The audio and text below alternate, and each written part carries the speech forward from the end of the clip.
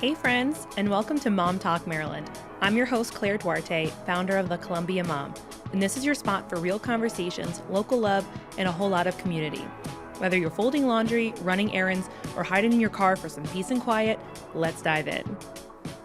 All right, let's do it. Man, I haven't recorded in a few weeks because the weather has been crazy. We had the full week of snow. Last week, school schedule was just crazy. There was the 2-hour delay Monday and Tuesday. Then my son didn't have school on Wednesday, and then half day Thursday, Friday. So I feel like I've been fighting for my life and trying to balance all things work and everything like that. So I feel like that was a perfect topic for today, of like diaries of a small business owner, and kind of like sharing with you some of my struggles, thoughts, things that kind of go through my head. To be honest, to kind of kick it off, it's kind of weird for me to even call myself a small business owner, because when I set out to do all of this, it was really never with the idea of like creating a business. Like I said, I had, if you know my story, I was just kind of like in the social media space, and creating the Columbia Mom came out of a way to really kind of specify what I wanted to see more of on Instagram specifically, and then it really just kind of morphed from there. And actually, so it's funny because in 2022 is when I first started, but I got my LLC the following year in 2023, and again, lessons in business that you learn along the way legally. You are not in business until you are legally organized as one. So when you're applying for things like loans and other things like that, you're not recognized as a business until you are registered as one. So I was like, what do you mean? I've been, in business since 2022. Again, I don't have a business degree. I don't have a marketing degree. Things you learn along the way. So, but yeah, so obviously the struggle's been real, trying to, work from home with the kids and juggling these crazy school schedules. I'm just glad that they're pretty much having a full week. My daughter has a half day Friday, but otherwise we're in it. And actually what I will say is I do feel a little bit more focused, a little bit more, slightly on my game this week, but as someone that's in the social media space, I feel like I get a lot of people telling me like, oh, not that people say like, oh, you have it all together, but I feel like that's the mirage of social media. It's easy to go to my page and see all these posts and whatever. And though I think my stories are just a whole feral side of me. I love stories because I just let my weirdness just out. It's basically 99% of me resharing stuff, and then that 10% of my life and whatever else, who knows. I think the last couple weeks I've been in a little bit of a creative rut. And this happens. I feel like this happens to all creatives, whether you're in social media or art or just anything that involves you creating things. It can be, whether it's photography, art, music, video. I mean, really just anything. I feel like this just happens. And being a creative, that's another thing that I never identified myself as. I remember as a kid, sorry, I'm just going on all these tangents because this is what you get. You get to just kind of be on this lucid train of thoughts with me. As a kid, I loved arts and crafts. I loved doing art. And I remember I was in middle school when we were in more of our rotations or whatever. And I was really enjoying it, but it was getting harder, because of more challenging stuff as opposed to just sitting down and doing what I wanted to do. And I looked up and realized that I was taking forever to complete art projects. And it was because I've never called myself a perfectionist, but I think I had this idea of what I'd wanted, but I feel like my hands couldn't create that. And so it would just take me a while. And I remember in 7th going into 8th grade is when I switched to chorus, because I was like, you know what? I don't know that maybe art is my calling. Let me switch to singing. And because I had another really good friend that was doing that, and I loved that. Not that I would call myself a great singer, but that felt easier because I've been playing piano since don't know, first grade or something like that. So kind of moving into music was a good shift, and ended up actually working out because in high school I was in some musicals, and again, never really saw myself as much of a theater kid. But you know, the universe has a weird way of aligning your paths in ways that it should. But anyways, all that being said, um, through most of my, childhood, college, and things like that, I'd never called myself much of a creative because I kind of felt like I wouldn't say I gave up on art. I just felt like, okay, like I enjoyed it as a pastime, but it wasn't something that I felt that was like a strength of mine. Um, but I think because at the time I would associate art and creativity with things like physical art, and forgetting that creativity and being a creative really spans a massive pool of individuals. Um, and the way I kind of even think of being creative now is a little bit more so like with how your brain is wired a little bit.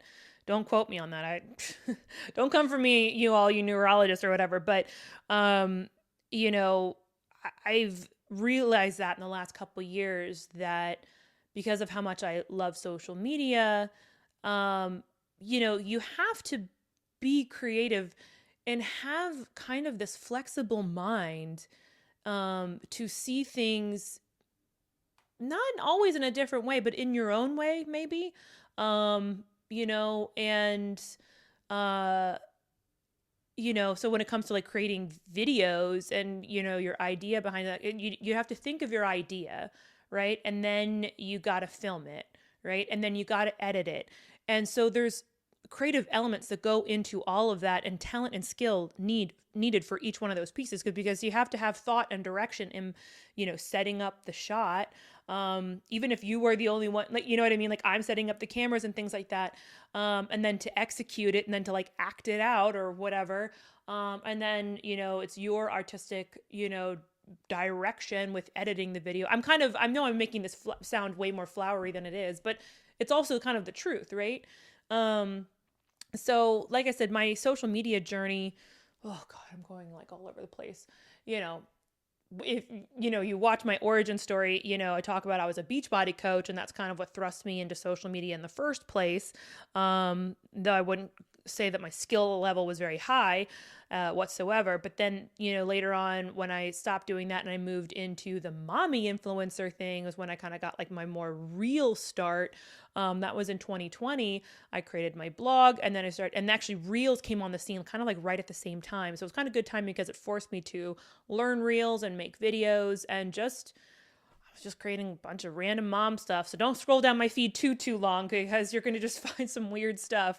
But it forced me, like into that space. And like I said, at the time I had a newborn and a toddler. I had two babies under 2, and it was a height of COVID, so I was stuck in my house. So it was just a good outlet for me, Like I said, sorry, I'm always going back to go forward. That's just how my brain works. I'm like all over the place, because I'm talking about being a creative, and so yeah. So I think over the years, I finally have digested and accepted that, because I've realized, it's not just a passion side thing that I enjoy in life, because now guess what? I've made this into my business, right? But I'm also realizing like that is kind of how my brain works. I really do enjoy that outlet.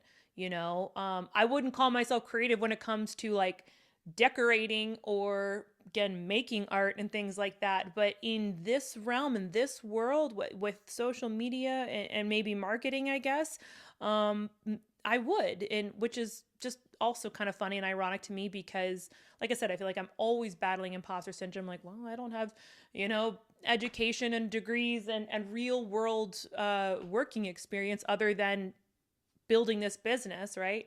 So anyways, I was just kind of giving you this tangent about being a creative and a small business owner. And but all that being said, all this I said because I was like, I'm feeling like I've been in a creative rut. And it's funny because I say that because to take you into the mind of a business owner, of someone that's in marketing, right?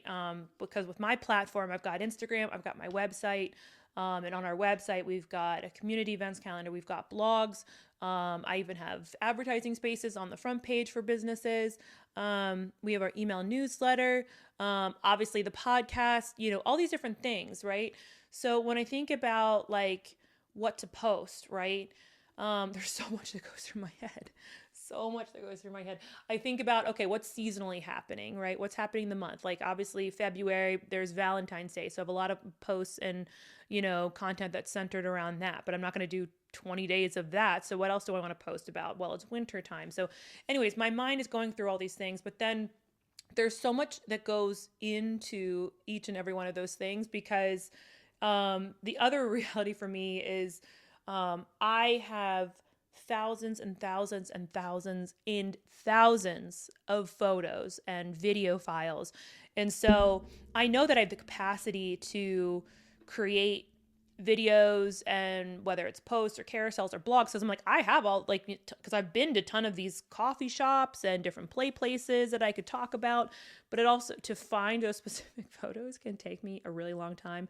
I've been lately doing a little bit better about organizing them, but it is still very challenging coming up with like a decent organization system for all of that. I also pay for like a crazy amount of storage, which again, business write-off, which is obvious and perfect. So I pay for like super high in Apple and iCloud and also in Google, for sharing things with like my team and businesses and clients. I do a lot of Google albums. That's like a really easy way to kind of share assets. So that I love. But yeah, as far as just like the majority of phones photos and files kind of sit in my iCloud. And oh my God, it's just, if I were to sit there and organize all of that, that would be a full-time job in and of itself, and I wouldn't have time for anything else. I will say lately, like when I'm shooting, I'll come back and make albums, and I'm getting a little bit better at that because obviously, like I send files over to my video editor, so it forces kind of that side of it to be a little bit organized. But if I'm going back years, like I only hired a video editor a year ago, right? I did not have as many good systems then. So, anyway, so that I was like, I have no shortage of ideas, but it's the execution behind it that can often slow me down. I'm like, well, thinking about, okay, well, I want to create this, but then I've got to find all of that. And then even let's just say I do find the files and videos that I want to make for the video or the carousel, right? Then I gotta write a caption. And then, do I need to edit the photos? Like sometimes like I like to brighten them a little bit. I don't like to over edit. I do like to just brighten. Sometimes I blur the background a little bit, whatever. And that's just for photos. And then sometimes it depends. Oh, am I writing, caption overlays on the photos, right? Don't even get me started on the video editing. Luckily, I do have my video editor that helps speed up that process, and she very much knows my style that I like, and I'll give her direction every now and then for specific things. So by the time I get to it, I still have to edit it. I still have to do like final touches. Like sometimes it means putting a voiceover over top, or writing up additional caption overlays. And then I got to go and then I upload it into Instagram, and then I'm adding the music and creating the reel cover, and then I'm uploading the caption, and then you got to tag all the places, and you got to add the location. And, it's, I don't think people realize how much work goes into singular posts. Yes, I can whip something around pretty quickly, with certain things, but I feel like that's the mistake a lot of, just because I can like do a post every now and then, really quickly, doesn't mean that all of them are like that. And you really truly have no idea how much work can go into all these pieces. And that's why, because you need the creative energy to fuel it, to, breathe the life into, say, like your marketing strategy, your posting strategy. And I really try to avoid the whole like, oh God, what am I posting today? I try to build up a library of content that's mostly kind of up and ready to go. But again, I feel like the winter time has been, and then with the kids home and funky school schedules last 2 weeks, kind of just thrown me. Because Lord knows that snow week I worked for maybe a day and a half. So I feel like, and then like last week, I also didn't get a lot of work hours because of all of that. So, So yeah, I feel a little bit behind as far as like my backlog of content, not to mention backlogged in, being able to film for the podcast. So, um, that's just kind of like one side of my mind. And one thing I was saying to a friend the other day, I was like, cause she also has her own marketing business, and, you know, the more I'm in marketing, the more I'm like, wow, I feel like marketing people, we can still take off, and, go on vacation and have time off.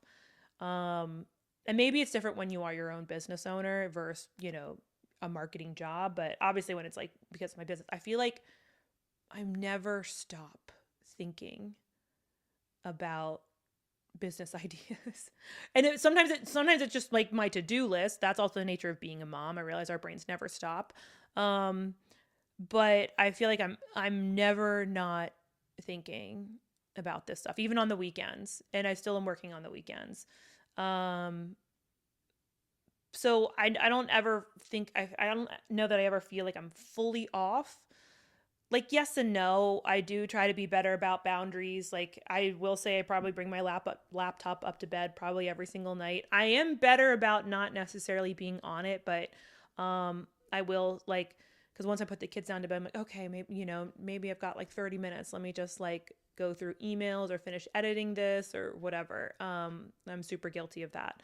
Um, but it's hard because the guilt of being a small business owner, your own, boss, right, is that the work is never done. And, with having such a small team, the work always falls on me, right? So you kind of feel like you can never be off.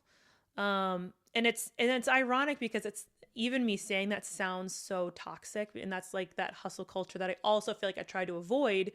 Um, but it's a slippery slope again when you're a business owner, because you know the business is dependent on you. It's dependent on you showing up. It's dependent on your efforts. It's dependent on, what you're able to create, what you're able to sell, how you're able to show up for your clients, how you're able to show up for your audience, and, all these things you got to do, and then plan and future forecasting and all of that. The work is just never done, and it's a beautiful thing, right? I don't think any of us who are small business owners would do this if we didn't love it. We're not actively trying to work ourselves completely into the ground. We're doing it because we have passion, love, joy, grit, determination. We're probably all a little mentally unstable to be in business for ourselves, right?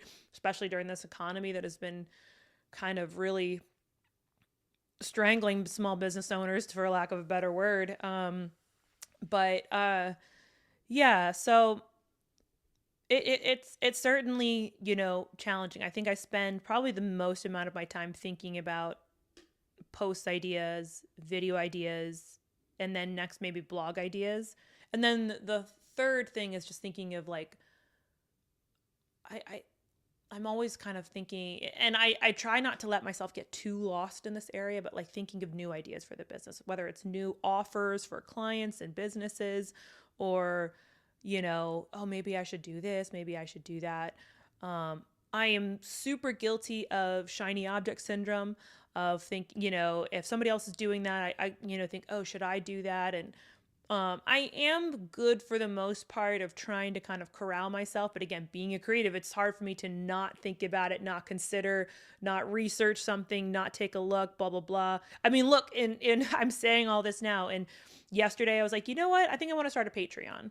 I have no idea what I'm going to do with it or if I'll keep up with it. But the goal, I was thinking, it was like, what I think might be neat is if I can start to create like a catalog and library of videos where I can start to share a little bit more of, my social media, digital marketing experience, and share that with other small business owners, maybe other women or moms or individuals that, have a brand or they're looking to start a business, but maybe you're feeling overwhelmed, don't know where to start. And I don't know, I was just thinking, I was like, I've learned a lot along the way. Maybe I can, put my thoughts together and teach you or others what I've learned and see if that might be helpful. So, Patreon's interesting. Again, a brand new world to me. I know I have a bunch of friends that do it that are, maybe like in the medical world. And it's interesting because I guess like you can create all these videos and then,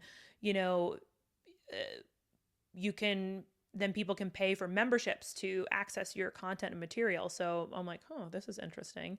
So we'll see. Again, like I said, I'm super guilty of shiny object syndrome, and my goal is to kind of keep up with this and see where this goes. And I have lots of other ideas for 2026, but I'm also trying to remind myself, like, to, as much as ideas are exciting, it doesn't do you any good to over ideate and overthink of these ideas if that means I can't, be consistent on my baseline things like my content and posting on social media, my website, sharing with my audience, with you, and doing those things. And half ideas that never get off the ground are never, is basically like one really well executed idea, even if it's not successful, is better than 4 half thought out ideas that never get off the ground. Right. And that's what I try to remind myself and try to like rope myself back in, like, Claire, like how much time and energy you're going to spend on that, blah, blah, blah. And again, because that the other thing of a small business owner, we always have to think of our ROI. We take risks all the time. Lord knows we have to, and we do.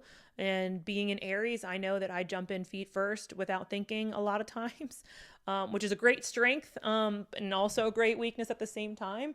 But sometimes, you just got to jump. And I guess like Lindsey Vonn, just said, sometimes you just got to have faith and you got to jump, and believe it, dream it, and feel it before you feel like you're ready. So, that's a little slice of my brain in this given week, in this given season. I know that I'm very much looking forward to, hopefully, the weather starting to slowly thaw a little bit more. I feel like more sunshine will help fuel my brain, fuel my energy, my creativeness. And I know it started to kind of give me that feeling of like hope, like, oh my gosh, March is going to be around the corner. It's going to keep getting warmer. So that makes me excited. And I get really excited about creating spring content. So that also feels exciting too. So yeah, if that resonated, let me know. I don't know if you're creative and can relate to any of that, but, or if you have thoughts on how, you get out of your own creative rut. I'm curious, like, let me know. Because, sometimes it's hard to shake out of that. I mean, I do love going for walks. I feel like that's great for mental clarity. Again, the weather's been funky lately, obviously, been like crazy cold, but hopefully we're going to keep thawing out, and hopefully that'll keep, allowing us to do that. So anyways, on that note, thank you for taking the time to listen to this crazy side of my brain, and I'll see you on the other side. Thanks for tuning in to this episode of MomTalk Maryland. If you loved it, leave a review, share it with a friend, or tag me at the.columbiamom on Instagram. I'd love to hear what you think. And don't forget to follow the show so you never miss an episode. Until next time, keep showing up, keep supporting local, and keep being the incredible mom, woman, human that you are.